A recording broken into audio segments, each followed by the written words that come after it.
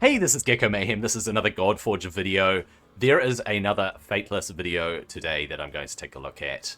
It is a recap of the minigame with some stats, and it is about getting ready for early access. It sounds like they've made a decision to go into early access as opposed to a closed beta with a reset. However, I have not watched the video as usual. I'm going to watch it now, and we'll actually see what Simon has to say about the game.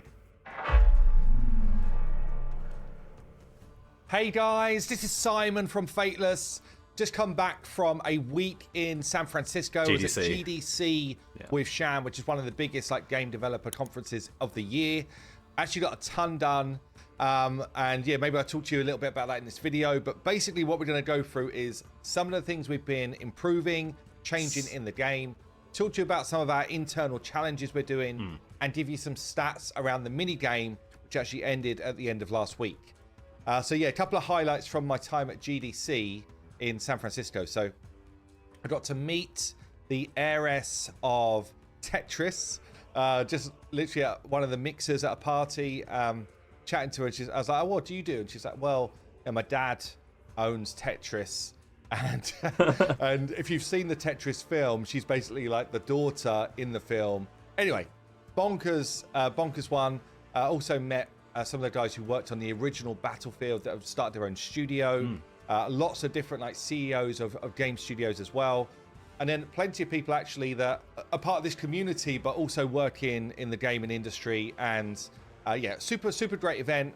We also got a bunch of stuff done, which we needed to get done around pushing towards an early access. So making sure that we had a really robust customer service system. We spoke to some guys that can really help us with that. And yeah, a couple of other things as well. So really good event. In the meantime, last couple of weeks since I've spoken to you guys, I know Brad did a great video last week. We started to do some updates. So the Anvil has become the Crucible in game. Cool work here from Damon. So this is now basically where you would, it's still the same function. So it's where you would see your imprints, is where you can come in and extract imprints from one of the heroes. There is a bit of a bug going on here, so some of them are not showing up. But yeah, this is the type of thing. Transfers 10% of the damage inflicted on allies to this hero. I think Brand's gonna need to keep hold of that himself. But yeah, basically this is now the scene, which was like an AI image if you remember before. Now I've got a scene here that is working. That's and cool. Looking good. So nice to see those changes come in. A bunch of changes in the store as well, just in terms of optimization for speed, effectiveness, that type of stuff. I do have a bunch of rubies. So this week's challenge is actually PvP within the team. And I want to try and grab myself just some more, just to go through some summons. I'm one of the few, I think, that hasn't got a legendary yet on my account. So I'm going to do a few 10 pulls here and see if I can change my luck. Let's go. Unfortunately, there was an update that was done on the back end of the game, and our pity system has fallen out. Which means that we've got, it's like the mini game right now where there was no pity. That's what it feels like in game whilst they're trying to sort it out. So if you look here at my chance rate, all of the chances are correct, but because there's no pity, I'm not getting guaranteed epics or legendaries or that type of thing. So it's pure luck at this point, pure luck. But let's see if I can get myself anything juicy, something good. I will show you my favorite hero right now on my account, who's doing a lot of work actually. I'll show you him in a sec because he is it's the dragon, really fun. So Temple of Rares. Really looking for gold. I don't know if Sham is cheating, but Sham managed to pull Izanagi and Izanami. No. As well as Chernobog and Belobog. What? Now, they're like two of the power duos in the game. And somehow he's got all four of them, which feels a bit cheaty to me, but he is swearing blind that it was real. So, we'll see. That's crazy. We'll get some evaluation of his account. God, we're going epic crazy here. 4 epics. Double Shochiketsu. What's it, Quetzal? Set, Musashi.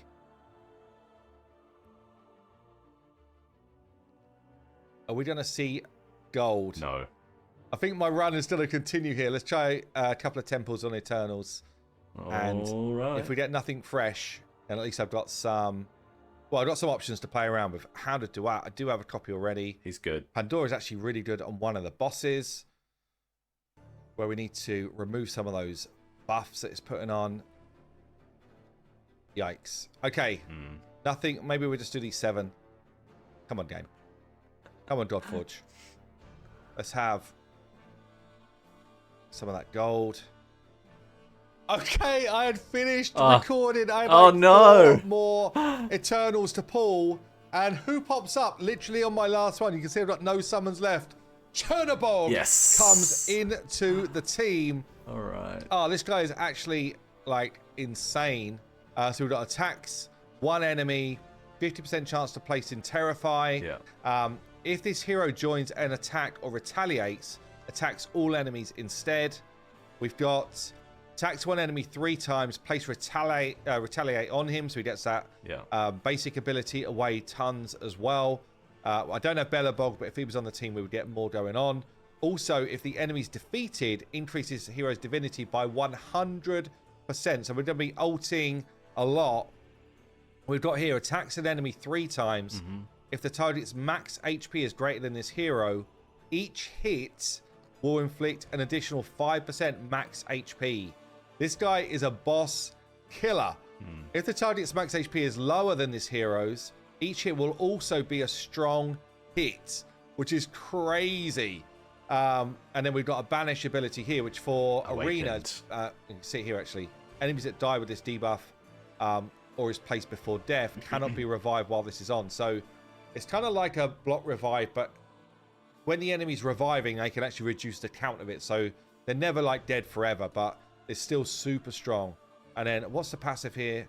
After this hero joins an attack, like with the basic, gains an extra turn or retaliates, this hero's next ability will ignore defense, like 15%. Also ignore shield. Anyway, huge pull. Huge pull. I mean, this week we're all about arena, so you know, PvP, he's good, but he's not like insane. But he is insane for boss killing. Super cool. Super cool. Anyway, just wanted to share it with you because I am pumped for this week's challenge. Just to give you a sense of what I'm seeing from these other guys, right?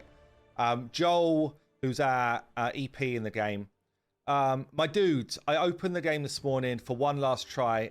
Noticed I had 16 blue stones lying around. What the heck? What the heck? Might as well summon.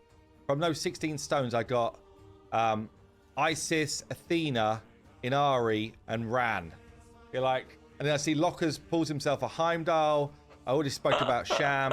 Henry just flexing with an Izanami, a Kamazots. Anyway, I'm literally on, I've been cold brewed on this account. So anyway, I'll show you my favorite hero right now on my account. It is this fella, XP Totek. I mean, damn, he is doing work. He's got a core ability, which I haven't even put tomes into it yet, but attacks an enemy, places bleed, so good for bosses. So he places 3 stacks of bleed on a target, then attacks all enemies. This is a nuke. This guy is my wave clearer right now, but also my best damage for bosses. So he is doubling up to be a badass for me. So yeah, as I say, I've only really been playing it hard for like the last few days, but he is in the mix. One of the other things which we've changed, so we've got 2 artist interns on the team right now. We've also got 2 interns which are doing development and an intern that's doing game design. So 5 interns right now in the company. The 2 artists, it's easier to show you their work because it's visual, but we have got Yeva has basically taken our AI images for armor and painted images, like actually created stuff. So you can see here we have now got much cleaner visuals. Actually really cool work, very cool work from Yeva, and this now makes this screen feel much better. And we've also got some just kind of like tidy up work on heroes that's going on from Savas. Let me show you a couple of these as well. So yeah, here's a kind of like look at the sort of visual here. So this is Yeva's kind of like close-up work of our cloth armor. Then got some of the stuff that Savas is doing. So we're not actually changing the models at all here. What Savas is doing is actually painting improvements to textures. And you can see it's like highlighting the right areas to highlight, really making parts of the heroes pop, which helps lighting in game. So you can see massively the difference here with Anubis, Aya as well. So just like putting different highlights, really making sure that there's the 3D quality to all of the textures that are going on. You can see it really well here on Iris's shield as well. So this type of work is constantly ongoing. We've also got a bunch of work going on in terms of improving our icons in game. So again, this type of stuff, it's like one of those things, you don't notice it unless it's bad, right? So if something is bad, you're like, oh damn, I can't believe they did that. But then when something is good, you're like, okay, that looks really cool. So to give you a sense of what that looks like, and Grim is doing amazing work here. This is Izanagi before, so the original icons, and then yeah, this is like the new set of icons that have been done here. Whoa. Basically going through a ton of different heroes and improving from where we were in alpha, or from what we're doing on, I guess what you've seen on the website if you've been doing website stuff. So lots going on all around the game, honestly. This is just like scratching the surface of what's going on. Absolutely, like tons of stuff going on all through the game. Also, I guess I'll just show you quick. Strength campaign.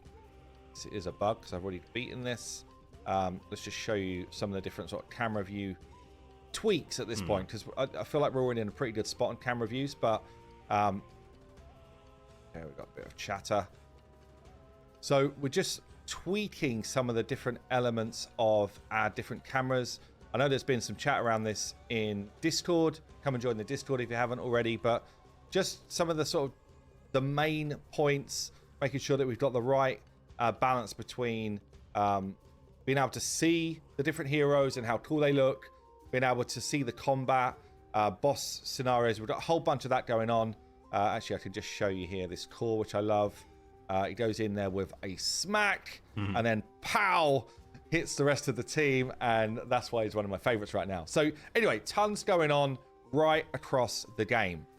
But it still means that, you know, we're working towards this early access, and we just rounded up the Godforge quests. So Patrick actually pulled together a bunch of stats from that. Thought I'd share with you what happened with the mini game, because some of this stuff's super fun. Also, like, see what heroes people have locked in and weapons and stuff. So 83 days we ended up doing the mini game for, and we had nearly 24,000 scions in the mix. 11,000 went over 20 days. Well, and actually the average days per player is 23. So that's cool. In terms of heroes selected by our scions, Heimdall came out as the top hero. Nearly 1,700 players locked him in. Vivian with 1,400, and then Quetzalcoatl with just over 1,000 players, bringing them into launch. In terms of weapons, our most trusted weapon is Excalibur. There we go. 4,800 players chose Excalibur. We then got Forge Fire and Thunderbolt in the mix as well. For the top imprints, number one by a long way was Sun Wukong. Actually, so far, I think this might be... So I picked Quetz, Forge Fire, and Sun Wukong. But yeah, Moradin came in number 2, and Hercules number 3. Damn, okay, nice. I guess for the Immortal, right? So we then got top portraits here. A whopping great 4,400 chose the Dark Tempest. We've got 2,500 High Priest of Ptah, and then 1,600 with the Totem.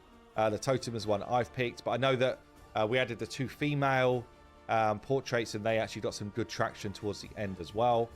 Session records here. So we got some of the craziest stuff that happened. We had a 3 legendary 10 pool with 3 top tier legendaries, honestly. Sizin, Pazuzu, and Hell. That was real TM. The odds of pulling this, let's say this, the odds of pulling 3 legendaries in a 10 pool are 1 in 9,000. Okay. I feel like is that even right? I feel like it's even, or maybe it must be right. Patrick knows his stuff. So we had someone pull an 8 epic 10 pool. Who was that? Zasha. So there were 2 rares in the mix, 8 epics. the longest legendary drought. So somebody, Uzi, did 2,230 summons without seeing gold. 11 and times. Again, it's like what's going on in the game right now. The pity system is not working. The mini game had no pity system. It was an oversight from us. So he literally pulled his first legendary with just 6 days left to go. That is extremely harsh. Like, I feel sorry for you. I am sorry for that. Lifetime legends. What's this? The players who lived and breathed Godforge quests the most. So, almost logged in every day. Jeff, Rowenda, Pogs, Trix, Swamp. That means they were there from day one. Oh, so did log in every single day. Wow. We've got the most summons. So obviously these guys that logged in the most did the most summons. Over 5,000 summons for these top guys here. And in terms of most legendaries pulled, so Mindscapist pulled 48. So he's almost got double what the odds should have been for the amount of legendaries he pulled. That's crazy. Dragon Slayer up there as well. Actually, look, Krupp here, 0.95% of his pulls were legendary. So it's basically double what the rates should have been. Best legendary rates among players with over 500 summons. So Watts here had a 1.63% rate, over 3 times the expected rate for legendaries for all of these people, basically. Nuts. So this, for, was it Uzi or Uzo? The person who didn't get any legendaries. These are the people that were stealing your luck. Yeah. What else we got? Busiest day by summons. March the 6th. I think this must have been when we gave out a bunch of free summons after the issues with the website. 1.4 million summons on that day. Busiest days by unique users. So most players in the mix was around early Jan. And actually towards the end of Jan. And then the final legendary pull, pulled by Daddy 1812, was Anu. 34 minutes after the event concluded. The last legendary to drop in. How's that after the event concluded? Maybe it means before. No, it does say after. I don't know how that's worked. Anyway, that is it. Thank you for being involved. I hope you guys enjoyed it. We saw like insane activity on the Discord, so that's been really cool. And we cannot wait to welcome you back into the game as soon as we possibly can. Anyway, I've been Simon from Fateless, and I will see you real soon. Well. 2 parts to that video, right? So being able to see the updated assets, the polishing and the cleanup on the models, so fantastic. And a little bit of gameplay there with Spetotek, his level 60, sorry, not legendary, his level 60 epic there, who absolutely smacks, placing the bleeds and the double hit and everything. Looking really cool to see some of that stuff in action. The update to the Crucible, looking really good as well. Everything is just coming along so well in the game. It's starting to look fantastic across the board. I'm excited about upcoming early access. We don't know exactly when it's going to be, but we can see that they are ticking along so nicely in just so many aspects of the game, not just the art department. By the way, those new armor and weapon models, I think it was mostly just armor sets, wasn't it? So the armor sets and the armor models are looking really good. Just so much more polished. As to Godforge quests, I thought I logged in every day. Obviously, I missed a day here and there. I tend to do that with stuff. I miss logins and whatnot, but I got in a bunch of summons. If you've watched my summoning videos, I did a lot of summons in Godforge quests, and Vivian is my pick for my main account, so I was there within the top 3 picks, like a lot of people. So a lot of people out there, part of the community, following along maybe casually, just didn't take advantage of the minigame and lock themselves all those rewards. And we sometimes forget that there are casual players or people who are watching this project and the development of this game and just are not involved with the community, maybe on Discord, not participating in Discord, maybe just not watching videos and things like that. So there's always a part of a community who is not as engaged as the rest of us, and it is easy to forget that. Good video, so fun, gets us hyped, gets us excited, great to see. I hope that you enjoyed this little review of yet another Fateless video. I hope you have a good day, and I'll see you on the next one.